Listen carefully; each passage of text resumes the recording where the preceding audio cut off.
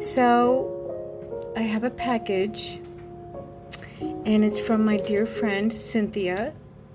So I'm gonna put the phone down and I'm gonna open it. Thank you for sending packages to make me feel better.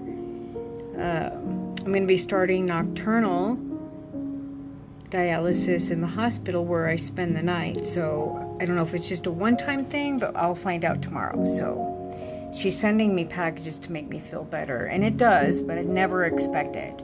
But she is cleaning out all of her crafts and sending them to me because she knows that I will use them and I love arts and crafts. So, all right, here we go, guys. I'm gonna open it real quick.